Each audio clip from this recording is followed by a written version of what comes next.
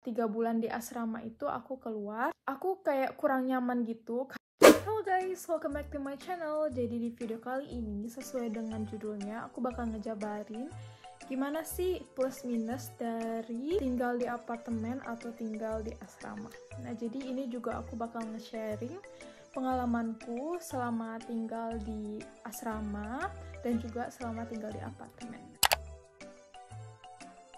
So, buat teman-teman yang mau tahu lebih lanjutnya, tonton ini sampai habis ya. Nah, jadi guys, pas aku dari Indonesia di asrama, awalnya itu aku langsung pergi ke sana aja karena aku dapat informasi dari temanku kalau di dekat apartemennya itu ada asrama cewek gitu. Nah, di situ aku langsung pergi ke sana, terus aku kayak nanya-nanya gitu, misalnya per bulannya berapa dan lain sebagainya. Nah, waktu itu aku ada di Ilimya Imam Cemiyeti. Ini tuh kayak asramanya yayasan gitu, bukan dari pemerintah Turki, tapi kayak ada sebuah yayasan yang buat asrama itu. Jadi asrama pemerintah itu yang setahu aku itu KYK. Nah, KYK itu juga lebih gede asramanya dibanding asramaku. Pas pertama kali aku masuk ke dalam itu, aku bayar deposit gitu. Nah, jadi buat teman-teman kalau mau ke Turki, apapun itu, urusannya pasti harus ada deposit dulu. Nah, aku bayar deposit waktu itu 1.200 TL. Nah, waktu itu kursnya juga beda tuh, 1.500 rupiah gitu. Terus habis itu aku masuk, terus nanti dikasih tahu kalau misalnya di waktu Tomar itu kita bayar 900 TL. Kalau misalnya udah lulus dari Tomar, kita bakalan bayar 450 TL. Waktu itu aku dapat informasi seperti itu.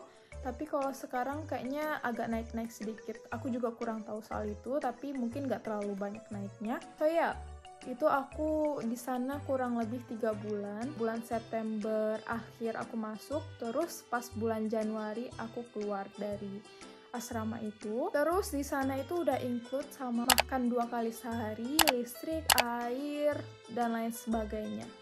Itu udah include semuanya. Waktu itu aku bayar 900 TL per bulan karena waktu itu aku masih ada di masa Tomar gitu atau persiapan bahasa Turki. Jadi itu bakalan beda sama yang udah masuk masa perkuliahan. Nah, jadi kalau mereka yang masuk masa perkuliahan itu bayarnya 450, lebih murah daripada kita yang baru Tomar.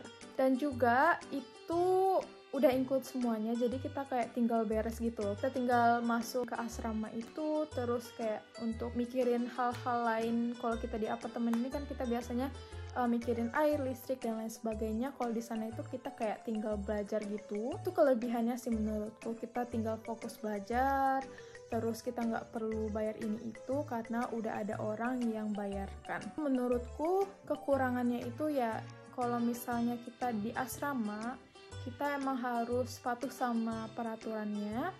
Dan juga aku kurang tahu ya sepengalaman aku kalau di Ilimya Imam Cemiyeti itu satu kamar itu sebenarnya ada 6 orang.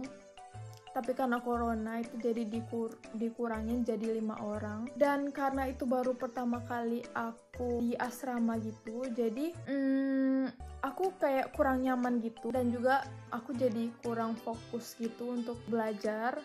Dan itu sih menurutku kekurangannya. Kalau aku punya teman juga, ada dia namanya Ozel Yurt gitu. Itu kayak kita bisa minta di dalam yurt itu mau berapa orang, misalnya kita mau sendiri atau kita mau berdua orang, itu juga bisa. Dan kalau biayanya sih itu pastinya lebih mahal, tapi aku kurang tahu juga biaya pastinya itu berapa, tapi yang jelas itu lebih mahal. Dan juga kalau yang KYK ini menurutku juga lebih bagus sih menurutku, karena di dalamnya itu nggak terlalu banyak orang gitu. Mungkin ada beberapa kamar yang emang diisiin banyak orang, tapi ya itu tadi, itu tergantung teman-teman.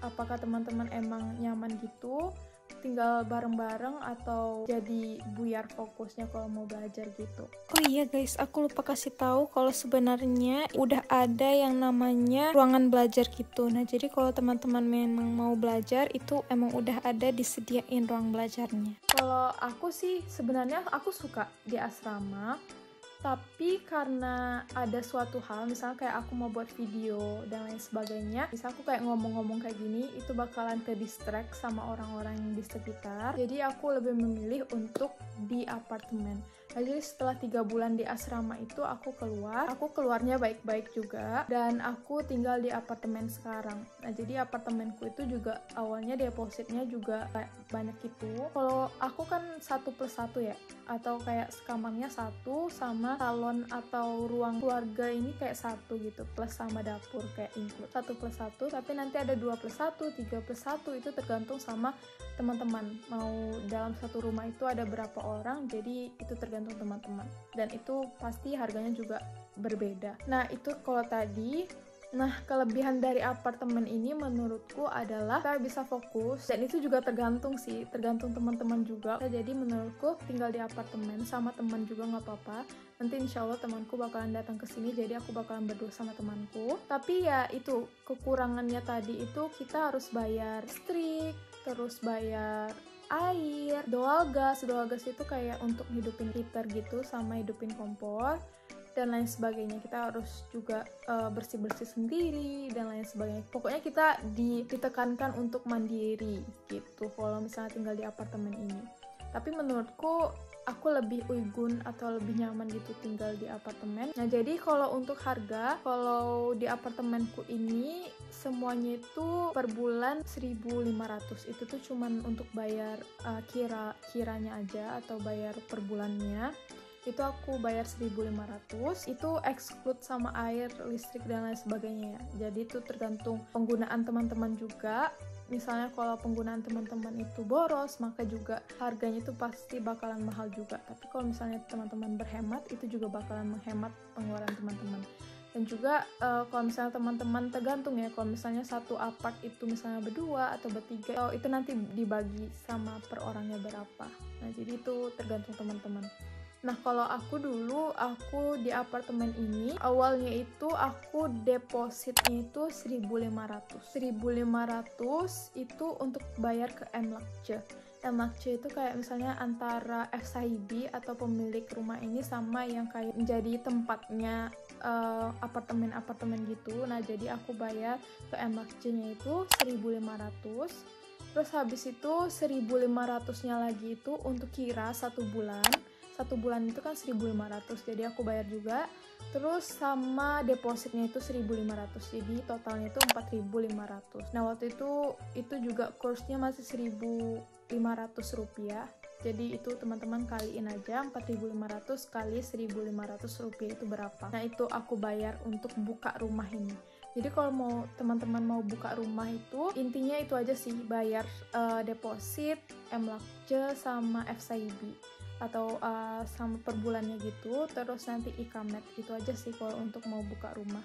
Terus juga kenapa agak mahal kalau di apartemenku itu, karena di sini kayak udah dekat sama Durak atau otobus Dural gitu, kayak misalnya tempat pemberhentian bus itu juga udah dekat. Terus udah dekat sama Shok, BIM sama Ayusbir. Nah, itu kayak market yang diperluin banget gitu. Kalau untuk beli kebutuhan sehari-hari itu dekat banget. Di samping apartemenku itu udah ada Shok, BIM sama Ayusbir. Jadi emang kayak lokasinya tuh strategis juga. Terus juga dekat sama Exane gitu, Exane. Terus Taman Yale yang ada di sana itu kayak jalan 5 menit aja kita udah bisa ke tempat rekreasi gitu. Saranku buat teman-teman yang mau mandiri tanpa agen itu menurutku kalau bisa sih, atau teman-teman kayak mau menghemat pengeluaran teman-teman, aku saranin teman-teman masuk ke asrama pemerintah sih menurutku lebih baiknya, karena di asrama pemerintah itu dia di kamarnya itu juga udah bagus gitu, terus kayak makanannya juga kurang lebih bisa lah kita makan gitu. Nah, itu juga sih salah satu yang aku sayangin kalau misalnya di asrama itu aku nggak bisa masak, terus aku juga nggak bisa makan nasi setiap hari gitu. Itu sih kekurangannya juga kalau di asrama. Tapi ya itu tadi, kalau bisa terus kayak atau pengen fokus belajar dan lain sebagainya itu mungkin di Ozel Yurt. Nah, Ozel Yurt ini mungkin emang lebih mahal, tapi udah include semuanya gitu. 1 bulan itu udah include semuanya, udah makan, listrik dan lain sebagainya. dan juga itu bakalan menurutku lebih worth it karena juga kita bisa fokus belajar, karena di dalam satu kamar itu nggak banyak orang, bisa kita sendiri atau berdua aja, itu juga udah bagus. Nah itu mungkin saranku buat teman-teman yang mau ke Turki ini tanpa agen. Nah jadi kalau teman-teman mau tahu informasi lebih lanjutnya, teman-teman juga bisa tanya aku di grup yang udah aku buat, linknya udah ada di bawah, jadi teman-teman langsung aja klik di sana dan terus kita biasanya diskusi di sana sih.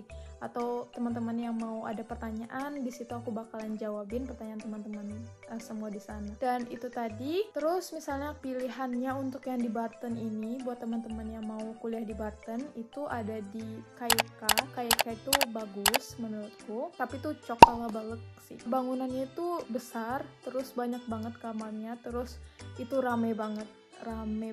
Tapi kalau misalnya menurutku itu kelebihannya, kalau misalnya kita rame terus kita bertemu sama orang-orang Turki dan lain sebagainya. Dan juga aku dulu waktu di Ilimya Cemiyeti itu aku juga sering ketemu orang Turki, dan aku juga latihan untuk konuşma gitu atau untuk percakapan sehari-hari itu aku juga belajar dari orang Turkinya langsung. Jadi kayak mentalku itu juga udah diajarin gitu atau udah dilatih sedari awal. Jadi yang pas mau ujian atau senaf itu aku bakalan nggak takut lagi karena aku bisa berkomunikasi. Aku juga nggak gugup lagi gitu karena aku juga udah sering latihan yang secara tidak langsung selama di asrama gitu. Jadi menurutku buat teman-teman setahun atau setengah tahun itu masuk aja dulu ke asrama, baru nanti kalau udah terbiasa gitu teman-teman bisa cari rumah di sini. Oke guys, jadi itu aja buat kali ini. Semoga video ini bermanfaat, dan juga buat teman-teman yang mau tahu